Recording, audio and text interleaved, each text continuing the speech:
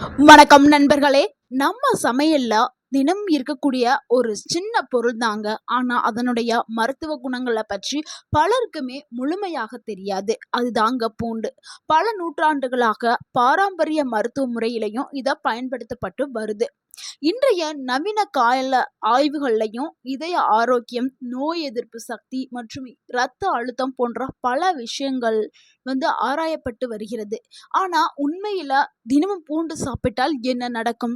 யாரெல்லாம் இதை சாப்பிடலாம்? யாரெல்லாம் தவிர்க்க வேண்டும்? சாப்பிட்றதுக்கான சரியான முறைகள் என்ன?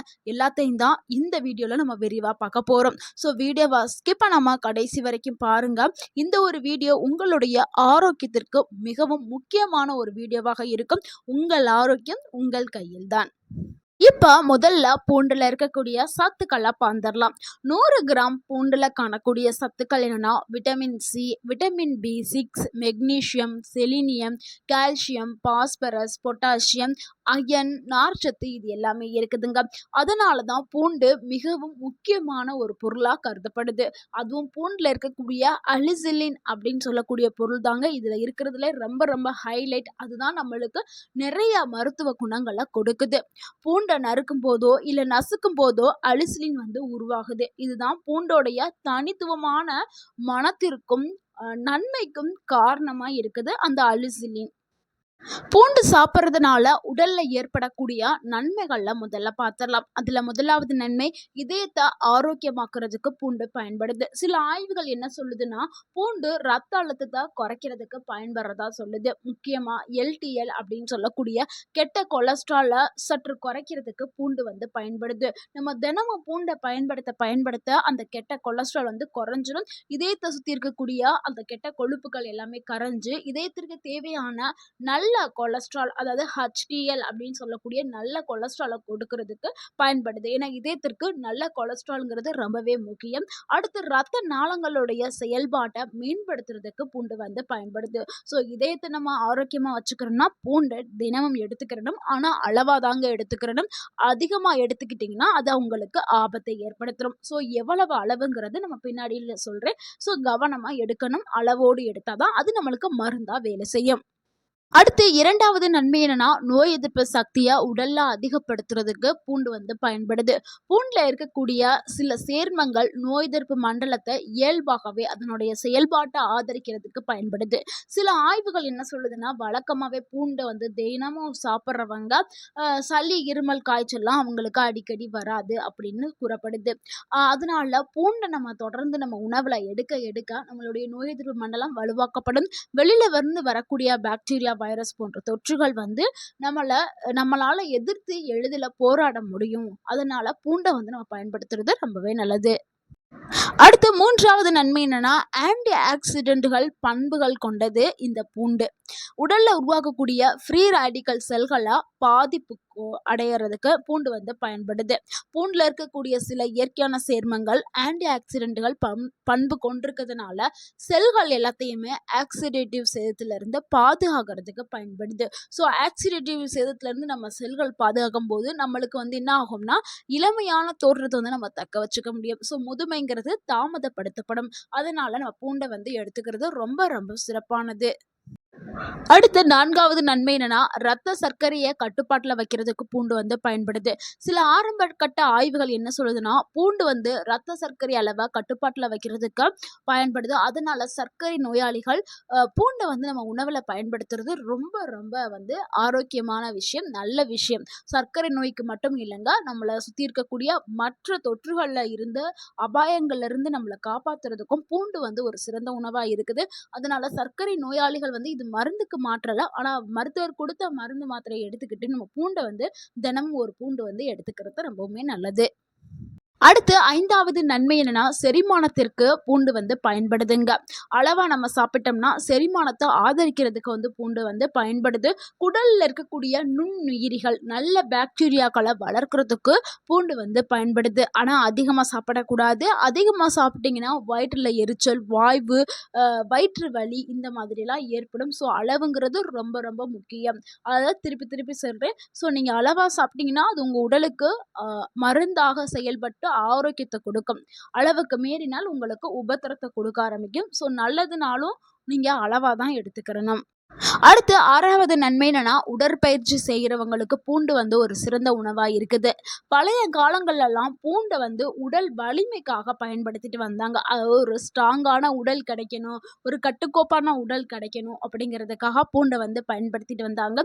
இது நல்ல ஒரு ரத்த ஓட்டத்த வந்து ஆதரிக்கிறதுக்காக பயன்படுது. நல்ல ஒரு ஸ்ட்ரென்த்தையும் குடுக்கறதுக்கு பயன்படுது. ஸோ, அதனால உடற்பயிற்சி செய்றவங்க பூண்ட எடுக்கலாம். அப்படி எடுக்கும்போது அவங்க உடல்ல இருக்கக்கூடிய கெட்ட கொழுப்புக்கள் வந்து ஈஸியாவே கரைஞ்சு உடல் எடையை கட்டுப்படுத்துறதுக்கும் பயன்படும். ஸோ உடற்பயிற்சி செய்கிறவங்க நிறைய பேர் என்ன பண்ணுவாங்கன்னா, அவங்களுடைய பாடியை வந்து மெயின்டைன் பண்ணணுங்கிறதுக்காக தான் பண்ணுவாங்க. ஸோ அந்த எக்ஸஸாக இருக்கக்கூடிய கொழுப்புக்களை கரைக்கிறதுக்கு பூண்டு வந்து பயன்படுது. அடுத்து 7வது நன்மை, அலர்ஜியை குறைக்கிறதுக்கு பூண்டு பயன்படுது. பூண்டில் இருக்கக்கூடிய சில சேர்மங்கள் உடல்ல இருக்கக்கூடிய அலர்ஜியை குறைக்கிறதுக்கு பயன்படுது. சிலருக்கெல்லாம் வந்து அலர்ஜி காரணமாக மூட்டுகளில் வலி வீக்கமெல்லாம் இருக்கும். ஸோ மூட்டு வலியை குறைக்கிறதுக்கும் பூண்டு வந்து பயன்படுது. மூட்டு வலி இருக்கிறவங்க பூண்டை வந்து நீங்கள் எண்ணெயை காய்ச்சி அதில் நசுக்கி போட்டு காய்ச்சி அந்த எண்ணெயை வந்து நம்ம வந்து மூட்டுகளில் வந்து அப்ளை பண்ணிட்டு வரலாம். ஸோ உடலில் வந்து நீண்ட நாட்களாக அலர்ஜி இருந்துச்சுன்னா அது பலவிதமான நோய்களுக்கு அது வழிவகுக்கும்.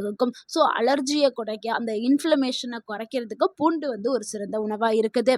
அடுத்து 8வது நன்மை அப்படின்னா, எலும்புகளை ஆரோக்கியமாக வச்சுக்கிறதுக்கு இந்த பூண்டு வந்து பயன்படுது. ஸோ குறிப்பாக பெண்களுக்கு தான் எலும்புகள் சார்ந்த பிரச்சனை நிறையாவே வரும். அதுவும் முக்கியமாக 40 வயதை எட்டின பெண்கள் இந்த மாதவிடாய் நிற்கிற ஸ்டேஜ் இருக்குல்ல, மெனோபாஸ் ஆயிடுவாங்க. ஸோ அந்த டைமில் எலும்புகள் வந்து ரொம்பவுமே வீக் ஆயிரும். ஸோ அதனால் அவங்களால குனிஞ்சு நிமிந்து வேலையே செய்ய முடியாது. ஆனால் அந்த டைமில் அவங்க பூண்டை வந்து சரியான முறையில் பயன்படுத்தும் போது அவங்களுடைய எலும்புகள் வந்து ஆரோக்கியமாக்கப்படும். அதே மாதிரி 60 வயதை கடந்தவர்களுக்கெல்லாம் எலும்பு சார்ந்த நோய்கள், ஆஸ்ட்ரோபோரோசிஸ் சொல்லக்கூடிய எலும்பு அரிப்பு நோயெல்லாம் வரும். ஸோ அதெல்லாம் தடுக்கிறதுக்கு பூண்டு வந்து பயன்படுது. ஸோ பூண்டு கூட நீங்கள் சரியான உணவு முறை, உடற்பயிற்சி இது எல்லாத்தையும் நீங்கள் ரெகுலராக பண்ணிட்டு வந்தீங்கன்னா உங்களுடைய எலும்புகளை நீங்கள் ஆரோக்கியமாக வச்சுக்கிறலாம். அடுத்த ஒரு நன்மை என்னன்னா, உடலுக்கு சக்தியை கொடுக்கறதுக்கு பூண்டு வந்து பயன்படுது. பழங்காலங்களில் மருத்துவ முறையில் பூண்டை தான் உடல் சக்தி தரும் உணவாக கருதப்பட்டுச்சு. முக்கியமாக ஆண்களுக்கு தேவையான அந்த ஸ்டாமினா பவரை கொடுக்கறதுக்கு. ஏன்னா பூண்டை எடுக்கும் பொழுது உடலில் ரத்த ஓட்டம் வந்து சீராக இயங்க ஆரம்பிக்கும், நரம்புகள் வந்து வலுவாக்கப்படும். ஸோ பூண்டை எடுக்க எடுக்க அவங்க உடலில் நல்ல ஒரு எனர்ஜி வந்து கிடைக்கும். அதனால் உடல் சக்தி மேம்படும். ஸோ பூண்டுங்கிறது ஒரு சூப்பரான ஒரு உணவு. இது ஆண்கள் எடுக்கும் பொழுது அவங்களுக்கு தேவையான அந்த ஸ்டாமினா பவர், இது டெஸ்டோஸ்டரோன் ஹார்மோனை பூஸ்ட் பண்ணுறதுக்கு பயன்படுது. ஸோ அதனால் நல்ல ஒரு எனர்ஜிக்கு வந்து பூண்டை வந்து பயன்படுத்தலாம். ஆனால் அந்த பூண்டை மட்டும் எடுத்துகிட்டு அப்படியே விடக்கூடாது. அதுக்கு பூண்டையும் எடுத்துக்கிட்டு ஒரு பகுதி வந்து உடற்பயிற்சி, அதுக்கப்புறம் நல்ல ஒரு உணவு பழக்கம், அதான் எண்ணெயில் பொரிச்சது வறுத்தது அந்த மாதிரி எண்ணெய்கள்லாம் தவிர்க்கணும். ஸோ இந்த டைமில் வந்து நீங்கள் பூண்டு சார்ந்த உணவுகள், இயற்கை சார்ந்த உணவுகள் வந்து எடுத்துக்கிறீங்க அப்படின்னா வந்து ஜங்க் ஃபுட்ஸை அவாய்ட் பண்ணிவிட்டு உடற்பயிற்சி மேற்கொள்ளுங்க. ஒரு நாளைக்கு தேவையான தண்ணி, தூக்கம் இது எல்லாத்தையுமே நீங்கள் ஃபாலோ பண்ணிங்கன்னா உங்களுக்கு தேவையான அந்த ஸ்டாமினா பவர் வந்து கிடைக்க ஆரம்பிக்கும். ஒரு நன்மை என்னன்னா, கல்லீரலை ஆரோக்கியமா வச்சுக்கிறதுக்கு பூண்டு பயன்படுது. ஆரோக்கியமான உணவுகளோடு சேர்த்து நீங்க பூண்டையும் எடுத்து தொடர்ந்து சாப்பிட்டுட்டே வரும்பொழுது உங்களுடைய கல்லீரல் வந்து சுத்தமாக்கப்படும். கல்லீரல் ஆரோக்கியமாக இருக்கும். ஏன்னா கல்லீரல் வந்து நம்ம உடம்புல ஒரு முக்கியமான உறுப்பு. அந்த உறுப்பை வந்து நம்ம சுத்தமா வச்சுக்கிறதுக்கு பூண்டு வந்து ஒரு சிறந்த உணவா இருக்குது. கல்லீரல்ல இருக்கக்கூடிய நச்சுகளையும் வெளியேற்றி கல்லீரலுடைய செயல்பாட்டை ஆதரிக்கிறதுக்கு பூண்டு வந்து பயன்படுது. ஸோ இவ்வளவு நன்மைகளை கொண்ட இந்த பூண்டை எப்படி சரியான நேரத்தில் சாப்பிடலாம் அப்படிங்கிறத பார்த்தலாம். ஒன்று நம்ம காலை நேரத்தில் எடுக்கலாம், இல்லைன்னா உணவுடன் சேர்த்து எடுக்கலாம், இல்லை இரவில் எடுத்துக்கலாம். ஆனால் வெறும் வயிற்றில் சாப்பிட்றது எல்லாருக்குமே வந்து பொருந்தாது. ஏன்னா சிலருக்கு வந்து சென்சிட்டிவ் ஸ்டொமக் இருக்கும். ஏன்னா வெறும் வயிற்றில் எடுக்கும்போது எரிச்சல் ஏற்படும். அதனால் நீங்கள் உணவோடு சேர்த்து சாப்பிட்றது தான் ரொம்பவே நல்லது. அதனால காலை உணவு சாப்பிட்ட பிறகு ஒன்று நீங்கள் எடுத்து சாப்பிட்டுக்கலாம். ஒரு நாளைக்கு எவ்வளவு பூண்டு வந்து எடுத்து சாப்பிடலாம்னா, பொதுவாக 1லேருந்து 2 பச்சை பூண்டு பற்களை நம்ம பயன்படுத்தலாம். இல்லைன்னா சமையலில் போட்ட பூண்டையும் நம்ம பயன்படுத்தலாம். சிலருக்கு வந்து பச்சை பூண்டை சாப்பிட்றதுக்கு பிடிக்காது. ஸோ அவங்க எப்படி வந்து வேறு ஆப்ஷன் அவங்களுக்கு என்னென்னா வறுத்த பூண்டை வந்து சாப்பிடலாம். வறுத்த பூண்டு வந்து ஒரு கிழங்கு சாப்பிட்ற மாதிரியான ஃபீல் தான் இருக்கும். வறுத்த பூண்டு பூண்டு எப்படி சாப்பிட்றதுன்னா, வெறுமனவே வடிச்சட்டியில நீங்க 2 பூண்ட போட்டு அத வறுத்து தான் நீங்க சாப்பிடணும். எண்ணெயெல்லாம் ஊத்தக்கூடாது. வெறுமனவே வறுத்து சாப்பிடலாம். இல்லன்னா சுட்டு சாப்பிடலாம். பச்சையா எப்படி சாப்பிட்றதுன்னா, நெறைய பேரு தவறான முறையில சாப்பிட்றாங்க. பச்சை பூண்ட சாப்பிடும்போது சில முறைகள் இருக்குது. அதாவது பச்சை பூண்ட நீங்க உங்க கையில அத நசுக்கி நீங்க சப்பாத்தி கட்டைய வச்சு கூட நசுக்கி, நீங்க கையில ஒரு 5 நிமிஷம் வச்சுட்டு தான் அதுக்கப்புறம் தான் நீங்க சாப்பிடணும். பூண்ட எடுத்து அப்படியே டைரக்ட்டா கடிச்சு சாப்பிடுறது, அந்த மாதிரிலாம் எப்போதுமே செய்யவே கூடாது. கையில நசுக்கி வச்சுட்டு சாப்பிட்டா தான் அதுல அலுசிலின் அதிகமா சேரும். அப்பதான் உங்களுக்கு நல்ல ஒரு நன்மை கிடைக்கும். ஸோ இப்படித்தான் பூண்ட நீங்க சரியான முறையில சாப்பிடணும். நெறைய பேர் பண்ணக்கூடிய தவறு என்னன்னா, பூண்ட அப்படியே எடுத்து பற்களால கடிச்சு அப்படியே சாப்பிடுறாங்க. ஒருபோதும் அந்த மாதிரி சாப்பிடாதீர்கள். நம்ம சொன்ன மாதிரி சாப்பிடுங்க. அதே மாதிரி அதிகமா சாப்பிடாதீங்க. ஒரு நாளைக்கு 1 இல்லனா 2 பூண்டு அதுக்கு மேல எடுக்கவே எடுக்கக்கூடாது. அதிகமா சாப்பிட்டால் நல்ல பலன் கிடைக்கும்னு நெனச்சு நீங்க செய்றீங்க. ஆனா அது ஆபத்துல போய் முடிஞ்சிரும். யாரெல்லாம் தவிர்க்கிறது ரொம்பவே நல்லதுன்னா, பிளட் தின்னர் மருந்து மாத்திரை எடுத்துக்கிறவங்க, அறுவை சிகிச்சைக்கு செல்ல இருக்கிறவங்க, வயிற்றுல புண்ணு இருக்கிறவங்க, கடுமையான அமிலத்தன்மை இருக்கிறவங்க, பூண்டு சாப்பிட்டால் ஒவ்வாமை, அலர்ஜி ஏற்படும் அப்படிங்கிறவங்க தவிர்க்கிறது ரொம்பவே நல்லது. அதிகமா சாப்பிட்டீங்கன்னா வாய் துர்நாற்றம், வயிற்றுல எரிச்சல் ஏற்படும், வயிற்று வலி ஏற்படும், வயிற்றுப்போக்கு ஏற்படும். ஸோ அதனால சிலருக்கு ரத்தம் போறதுக்கான கூட வாய்ப்பு இருக்குது. அதனால நீங்க ஒரு நாளைக்கு 2 பூண்டுக்கு மேல சாப்பிடவே கூடாது. ஸோ அளவுங்கிறது ரொம்ப ரொம்ப முக்கியம். நண்பர்களே, பூண்டுங்கிறது ஒரு சத்தான உணவு பொருங்க. ஆனா, இந்த பூண்டு கூட நீங்க உங்களுடைய பழக்கவழக்கங்களையும் சேர்த்து செய்யணும். அதாவது ஒரு நாளைக்கு உடற்பயிற்சி, நல்ல தண்ணி, அதாவது நல்ல தண்ணி மீன்ஸ் ஒரு நாளைக்கு 2லேருந்து 3 லிட்டர் தண்ணி உடலுக்கு ரொம்பவே தேவை. அதாவது நீர்ச்சத்த நீங்க மெயின்டெயின் பண்ணணும். அந்த தண்ணி. அடுத்து தூக்கம்ங்க. 7லேருந்து 8 மணி நேரம் கண்டிப்பா தூங்கி எந்திரிக்கணும். ஸோ உடற்பயிற்சி ரொம்ப ரொம்ப முக்கியம். ஸோ இது கூட நீங்க நல்ல காய்கறிகள், பழங்கள தேர்ந்தெடுத்து சாப்பிடணும்.